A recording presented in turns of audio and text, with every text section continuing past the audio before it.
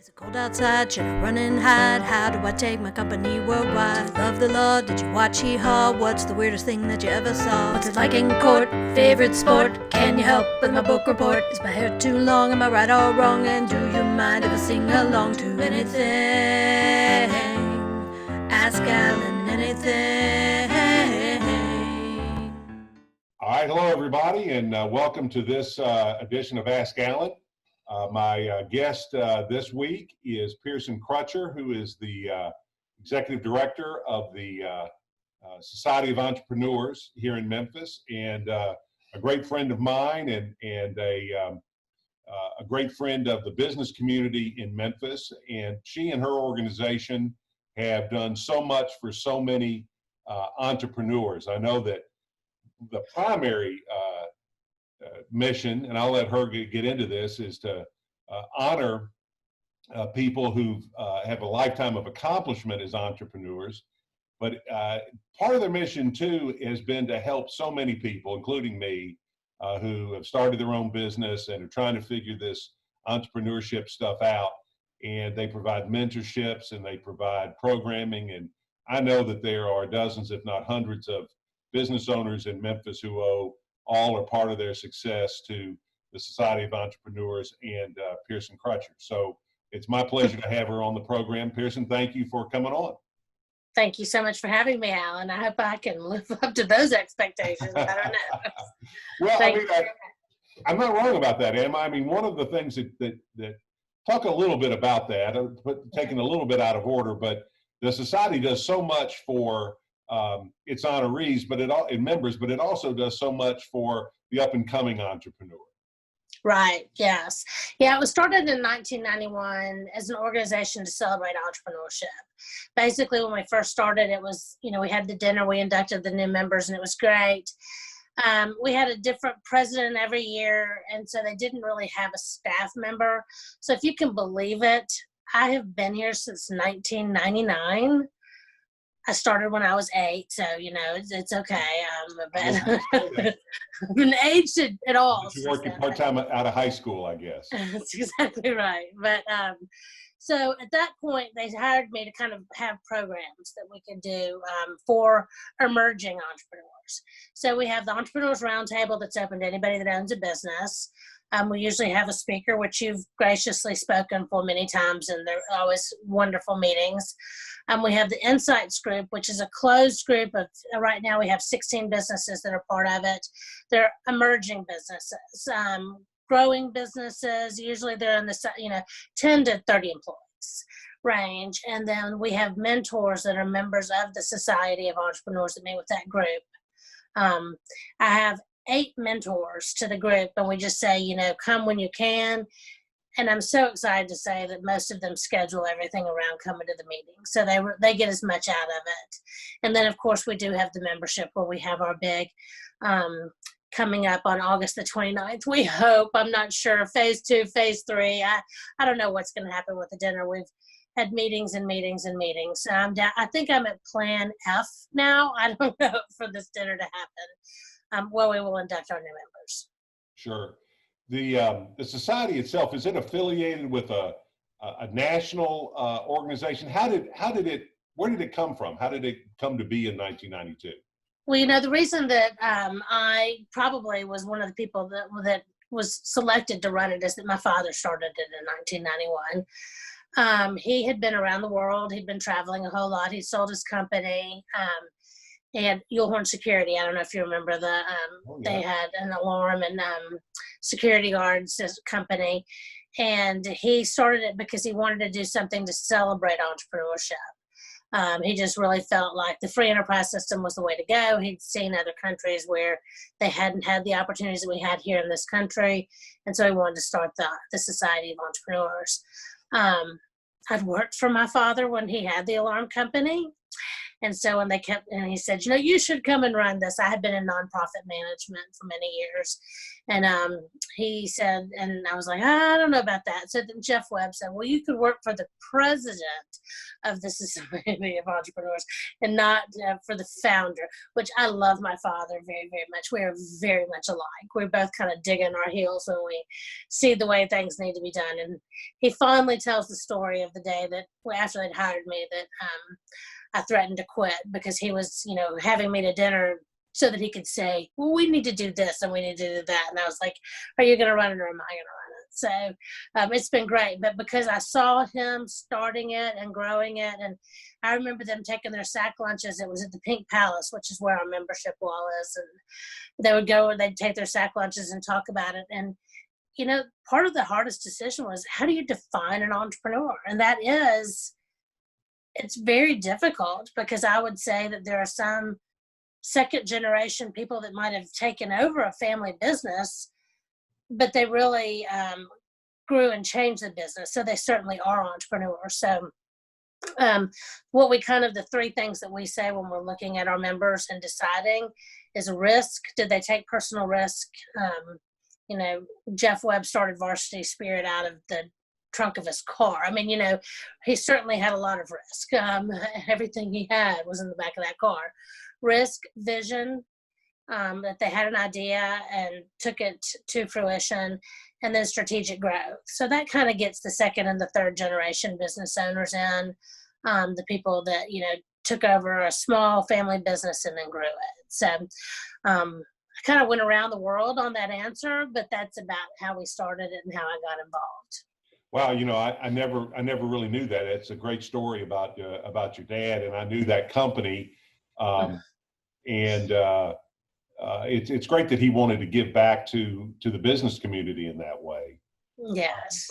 You've been involved with the society since '99, and have you seen a change in the way society looks at entrepreneurs in that time? I have, and it's really funny. And I guess what I see different now is that people kind of look at the mentality that it's not right for the CEO to be making so much money when the person that's out there actually operating the business, there's such a discrepancy in the amount of money. Interestingly, though, I don't think that it really pertains as much to our membership in the Society of Entrepreneurs, because I think that when you are Fred Smith and you started FedEx, I think the sky should be the limit on what you want to make as your compensation. When it's your idea, I think it's a bit different than somebody that works for a publicly traded company, and then their salary is so vastly different than the people that are out there, doing the day-to-day work. So I think that, honestly, the entrepreneur I see is still celebrated. I don't know if I see the same as the corporate giants. Does that make sense? That makes a lot of sense, and I think here's an observation that I've had, and I'd be interested in your perspective on it. I think right now, and maybe for the last 5 to 10 years, it's been very trendy to want to be an entrepreneur. I'm going to go be an entrepreneur, and I think a lot of people are doing it without realizing how much risk is involved, and frankly, just how much hard work is involved. Yeah, Kimmons Wilson's famous quote, I think, is, you can, you're going to be working 12. I don't want to mess it up. It's on my website, but it's something about the fact that, you think that you can only work 12 hours, but it just depends on, you're working 24/7 is what it is when you're an entrepreneur. You never really are off. I think there's probably a lot of people that since COVID happened and they're working from home and they're finding that they're working strange hours and always thinking about their business because it's they're not leaving the office and turning off the computer and going home. I think that's the life of an entrepreneur always. You don't ever stop thinking about how to make it, grow your business, what a problem with an employee. It's 24/7.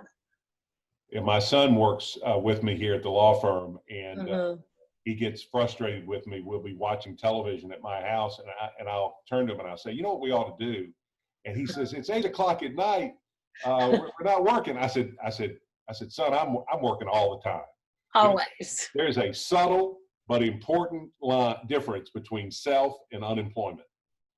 And I'm exploring that difference every single minute. And I think you're right. I think that's another hallmark of an entrepreneur that you don't think about all the time is they're never really at work and they're never really off work. That's true. I mean, yeah. And I think that's why we started the Insight Group, because I think it's also very hard if you're the owner of the business. You can't talk to your employees about problems that you might have. And that's why the Insight Group, I think, is so important because it gives they have a group of 16 other business owners that are out there trying things that are, I think I need to fire this employee. I need to do this, or, how are you handling the return to work situation? Or it's just nice to have that group of people that you really, you're lucky you work with your son and he wants to discuss sometimes, not maybe at 8:00 while you're watching TV, but you can bounce ideas off him, but not everybody has that option. And it's lonely. And to be frank, even then I really can't talk. No. I went through a phase a few years ago where I read a lot of 19th century British naval fiction, Horatio Hornblower and those kinds of books about, frigate captains out in the middle of the Mediterranean Sea. And if you were a captain, you couldn't walk out and start talking to your crew about, I'm worried that we're not going to have enough provisions. Otherwise, everybody goes crazy on the ship. So mutiny, yeah.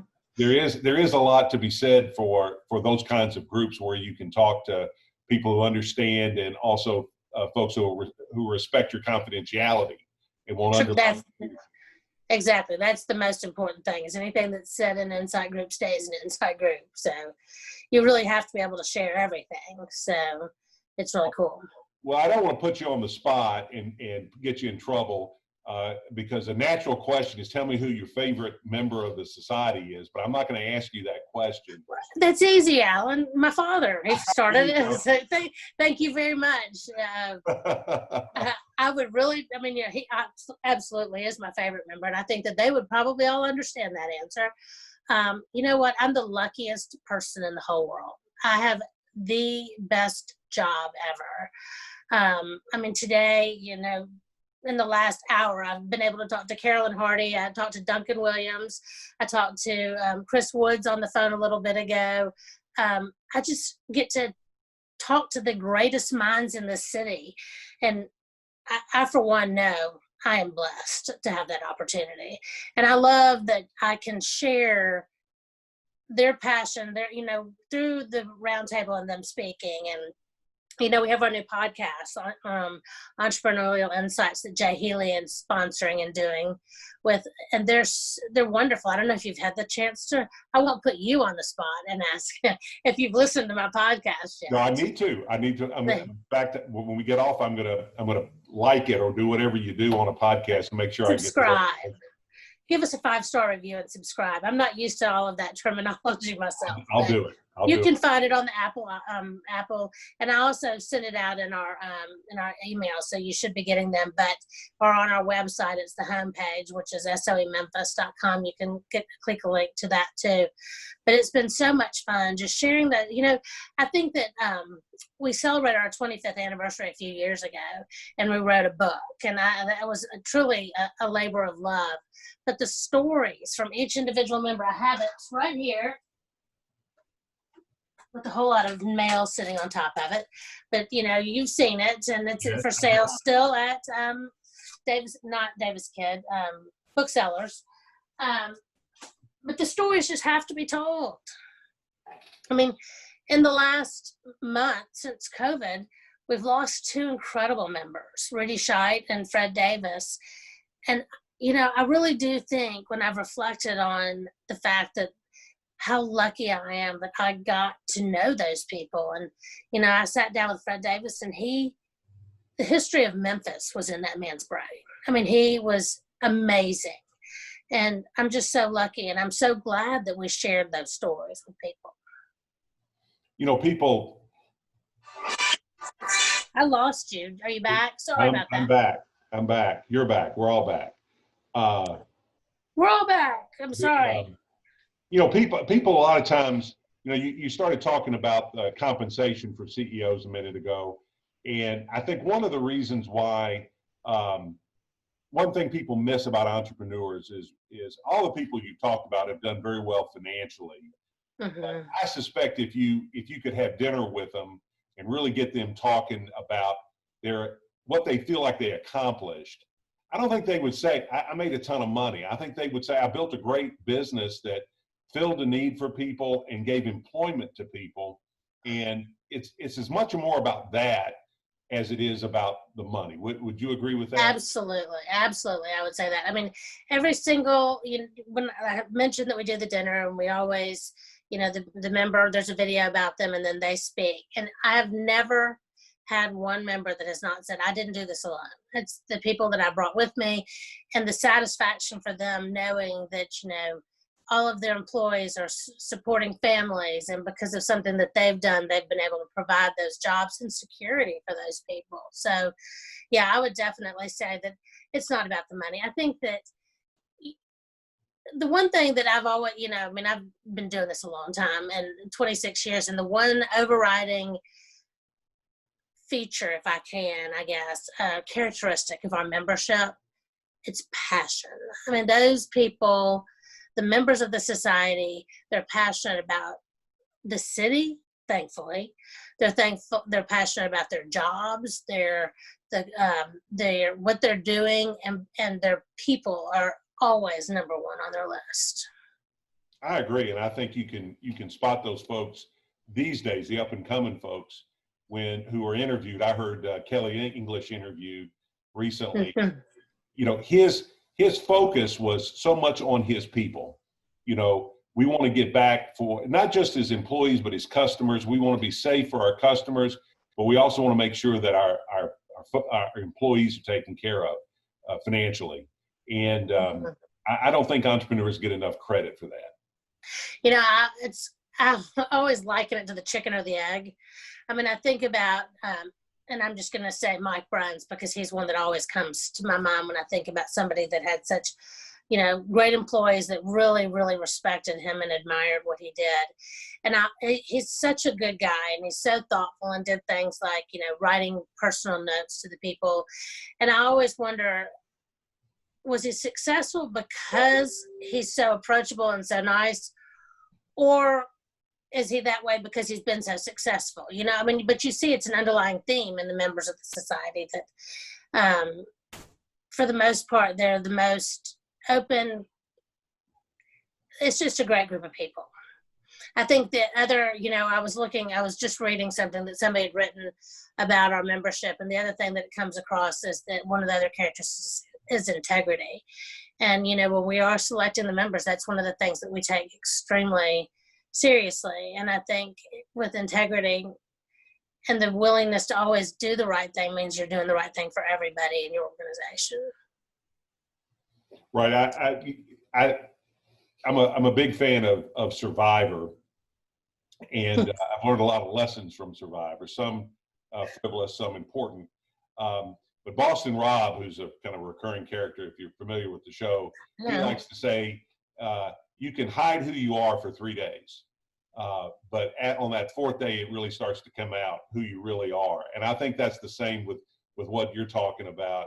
You can hide who you are for a few days, but day in and day out, if you don't have that integrity and you're not that kind of person that you're talking about, having empathy and compassion, your employees and customers are going to see through that. Exactly. I mean, they're just people that you want to do business with. So, and that they, they're always saying that, the way, and this kind of, from what you said, is that they think that if you take care of your employees are going to take care of your customers, and then it's just a cycle, and it's a great group. That's right. Yeah, it really is. And I know it's somewhat trite to say, and I don't mean to downplay it by agreeing with you, but I've always enjoyed my association with the society and its members and the folks that come to those meetings. It's been great for my practice, and I've gotten a lot of friends and met a lot of people that way. So if if you're watching this and you have an opportunity to participate in one of the society's programs, membership in the society is by invitation only. As Pearson says, it's a recognition, it's an honor, but you don't have to necessarily be invited to participate in some of the programming. So right, the roundtable's open to anybody that owns a business. The insights group, from the roundtable, we do pick people from the insights group, just because I want it to be a good cross section, of the community, and not have any competitors in that group, so that they can freely talk. But membership in the society is by invitation only. But the other programs, that we, always open. And the best thing is we don't charge a membership fee. It's just right now they're free because they're all on Zoom. But when we do, they're usually over a lunch, and you pay for your lunch. But yeah, it's usually a good. I guess you don't know where they will be when you start going back to that. But I think right before the quarantine hit, where were y'all? We were meeting at NAPA Cafe. So I don't know that Glenda's fabulous and wonderful, and I absolutely adore her, but they're not open for lunch. So I don't know where we will be when the next meeting, which we hope is actually live and in person, is in July. And that is with at Jack Soden. It's going to be out at the Jungle Room at Graceland. So we're hoping, you can't do that one justice on a Zoom meeting.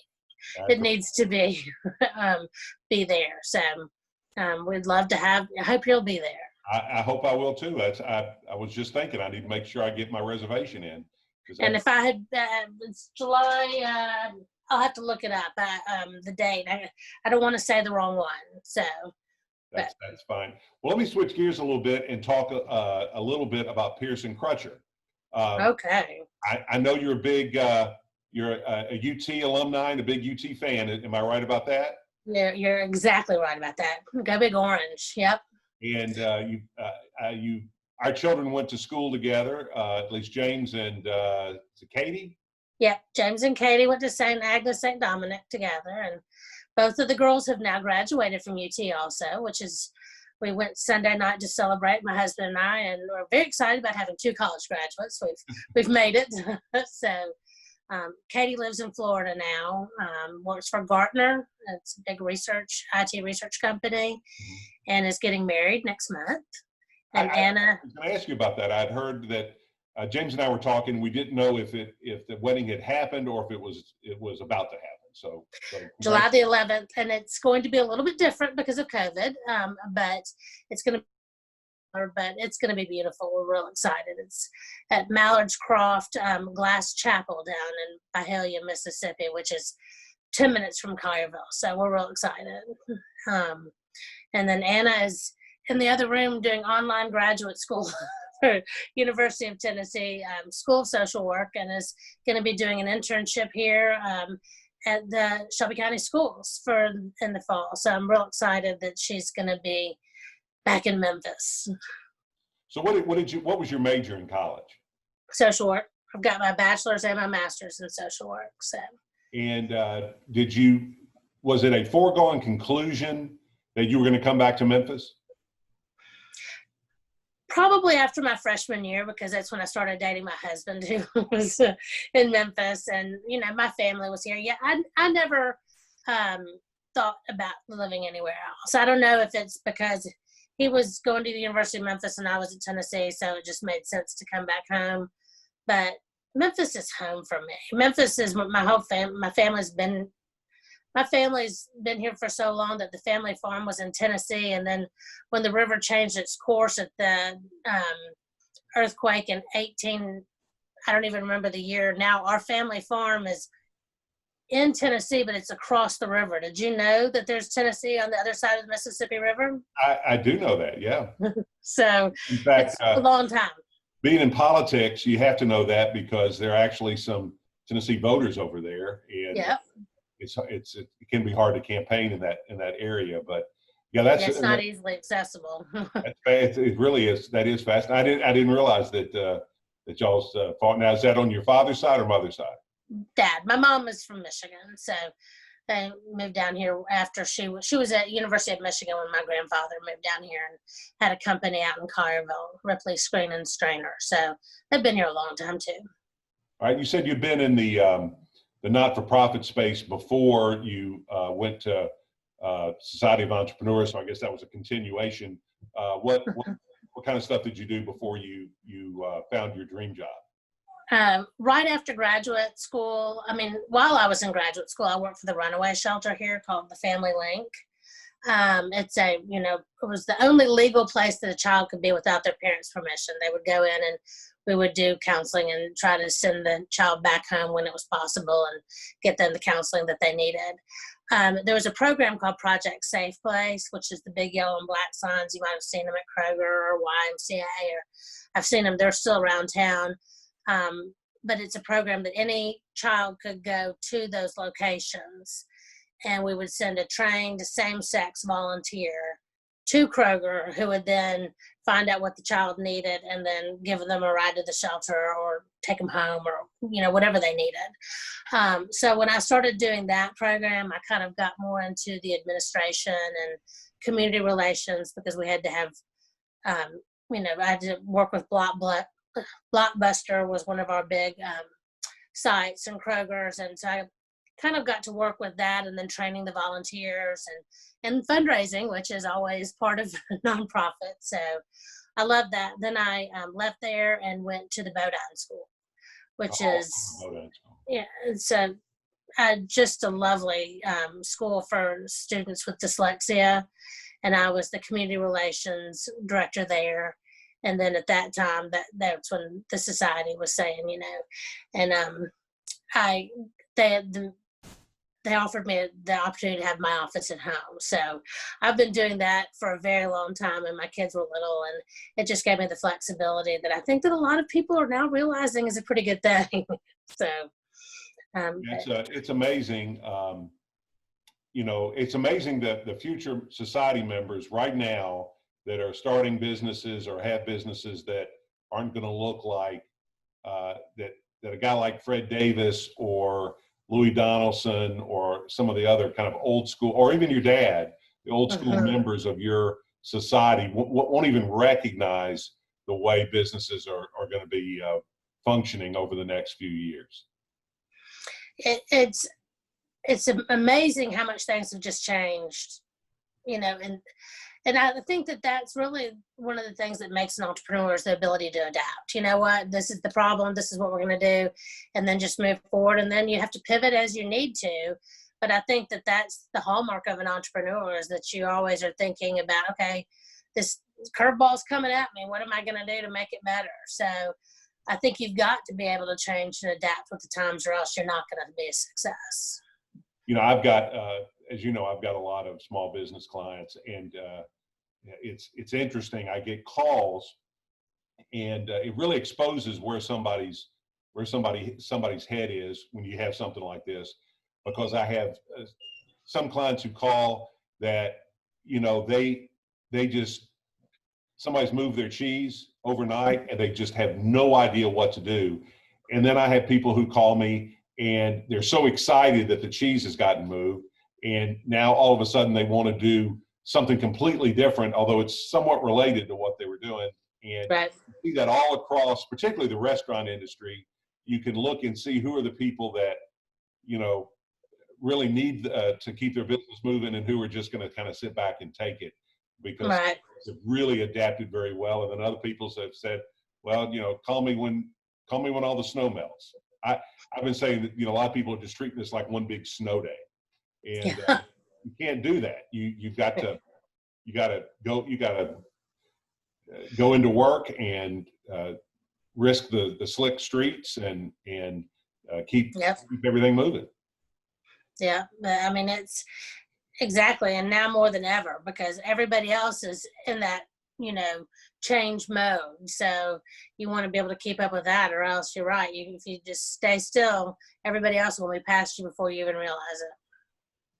Very good, very good. Well, all right. So, is your 2020 class of inductees? Are they known, or are they still? Oh yeah, They all know it's a great group. We've got Craig Brewer, the writer director, who's been working. He did Dolomite Is My Name, and he's working now on Coming to America with Eddie Murphy. I don't know what the status is of that, because I know he was working on that when everything stopped in Hollywood as well. So that's going to be a lot of fun. I have to respect, Craig is amazing, great storyteller, and also just the fact that he's kept his roots here. It would be real easy to pick up everything and go to LA, but he's still here, very committed to Memphis. So I love that.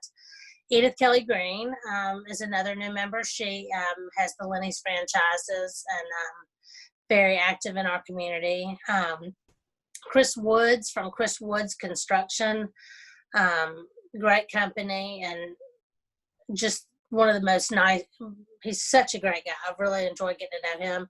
And then Kent Wunderlich, who's also wonderful, from Financial Federal. So it's a great class of 2020.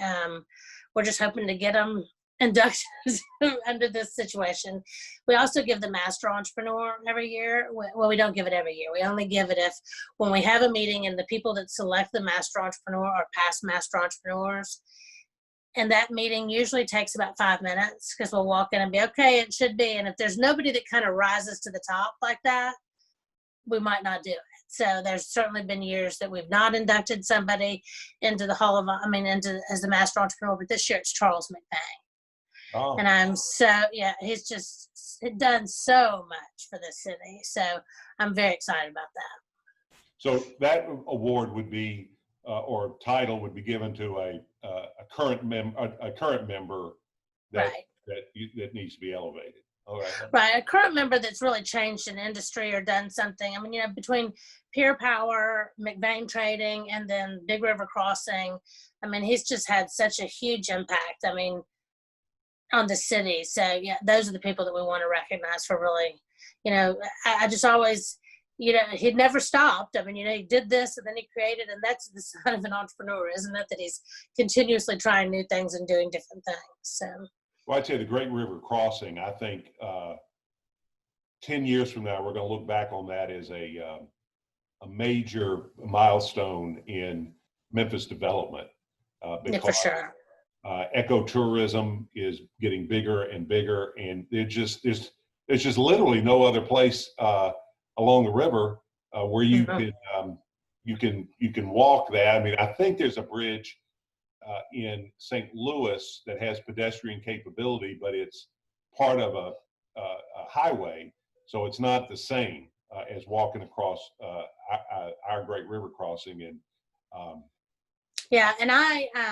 and apparently the bike trails that from the levee system. You can. I can't quote, but the miles that you can access on a bike or on walking, it's amazing. And I think that the plan is that very soon it'll be where you could bike to New Orleans, right, on the levees and everything. So that's so cool. It's amazing how quickly we went from the Green Line, connecting Binghamton with Shelby Farms, to the Great River Crossing. It was almost literally overnight, and it was thanks to McBain and a couple other benefactors who really pushed to make it happen. Right. Probably ahead of the political will to make it happen. Oh, for sure. I think that, and I think that what I love is you go out there and you see all walks of life. Everybody is out there enjoying it. And I think that it's really one of the most special things about Memphis. It really is. It's a great amenity. And it's like you say, it's one of those things that if you drew it up and said, okay, in the next 20 years, we're going to have this network, I don't think it would have happened, but just the organic nature of it is, and that shows you it's kind of the organic nature of entrepreneurship. Right. I think that it's always, when we talk, there's so many stories that you hear and the commonalities when you're hearing the different stories over the years, is that they almost are like, I didn't know enough to not know that I couldn't do this. It's like, sure, I'm going to get the the railroad bridge from this, I mean, the things that he had to accomplish, but he was just like, okay, yeah, I can do that. I mean, they don't listen to no very well, for sure. Right. And yeah, and it's I guess that's not really something that you can teach somebody. It's interesting that one of the questions we ask in every podcast at the end of the podcast is, do you think you can teach someone to be an entrepreneur? Are you born or raised? And the answer by and large is, I mean, you can teach somebody business skills, marketing and finance and those things. But I think that an entrepreneur, it's in your DNA. It's the risk taking and the ability to, in fact, it's funny, we were talking in our insight group one time about somebody had a problem with their business. And they're like, I just want to go work for a bookstore. Just go in, clock in, clock out. And then we all started talking about how, though, we'd probably be going, well, if we did it this way, it would be a little bit more efficient. And pretty soon we'd own the bookstore, just because that's the way of an entrepreneur. I think that even anything that they're involved with, they're always thinking of ways that things can be done better or differently. So I have a high school classmate that, it's a long story, but he was an accountant. His wife was an accountant. They worked for big corporations, and he gets laid off in the last recession, and they look at one another and say, we don't want this. We don't want to live this life anymore. And so they bought a motel in near the Upper Peninsula of Michigan, just north of Traverse City, still on the mainland of Michigan. And it's a little town. And I went up to visit him right after he bought it. This was about 10 or 15 years ago, maybe just 12 years ago. And they were doing pretty well. They were learning the ropes. I went back a couple of years ago, and he owns the motel. He bought a restaurant across the street. I mean, he's going to own that town in 20 years because entrepreneurship's just in his blood. And he had no more plan to do that than the man in the moon, but he just saw the opportunity to make money and to improve what he saw. And again, it wasn't about the money. It was about, well, they weren't doing it right. They were leaving so much on the table that I knew I could do it better. Exactly. And I think a lot of the business owners were retiring, and it was just a kind of a target-rich environment to buy businesses up there as well. But I agree with you. I don't think that passion and that drive you can teach somebody. I think they just have to have it. Yeah. I mean, because it is. I mean, there's a lot of sleepless nights. I mean, that's one of the things that they can all say they've probably experienced is waking up in the middle of the night and how am I going to make payroll? I mean, that's scary when you think if you're having a problem, it's affecting a lot more people than just you. So it takes pretty strong fortitude, steel stomachs sometimes to be an entrepreneur. Well, you've heard all the stories, many stories. Any commonality in terms of if somebody's listening to this who's in their early 20s and they think, that sounds like me. What do you think the first move for someone who wants to to own their own business? What's their first move, either while they're in college or coming out of college, or do you think there is a uniform first move? Yeah, I do. Actually, I think about one of the comments that I hear over and over from members when they're asked this question is go work in the industry that you think you want to start a business in, and watch the people that are doing it, because you're going to learn the ways that you want to do things, and you're going to learn things that you don't want to do.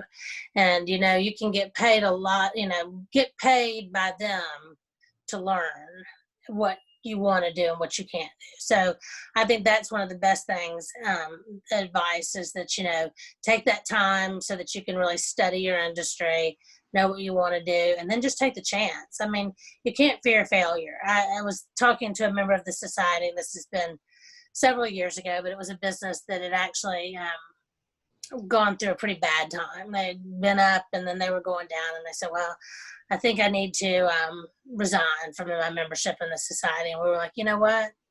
No, this is membership. Once you're selected to be a member, you're always a member. And, that's part of the cycle, up and down, so, and now they're way, way up, more than they ever thought they would be. So I just think that you've just got to be able to stick with it and know, as if you're looking at doing something, you cannot be afraid to fail. You can't go into it thinking, what if this doesn't work? Or, take your chance, especially while you're young. Okay, well, let's go on the other side of that. Are you ever too old to become an entrepreneur? No, I don't think so. I don't think so at all. I mean, I think that there's a lot of people that get trapped doing something that they might not, if they're working at a job where they've got good insurance, and it's hard to take that chance when especially if you've got a family and you've got that income. But I think that really that, there's going to be a time that you just have to do it. If it's in your blood, you just can't. But it's easy once you get into some of these corporate jobs. And I'm not saying that's a great way to earn a living too.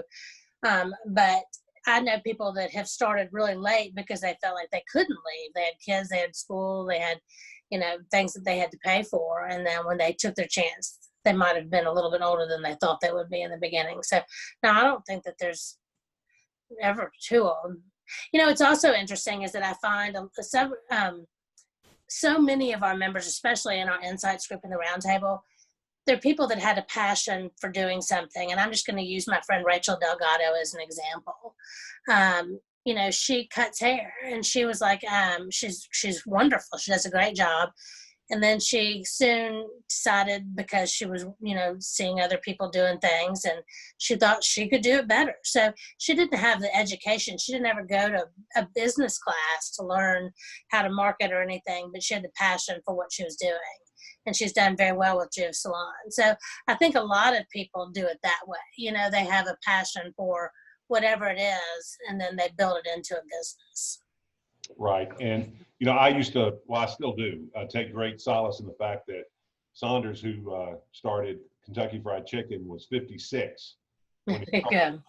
And, so I think that's an indication that, that was back in the 60s when 56 was, I think, older than it is now.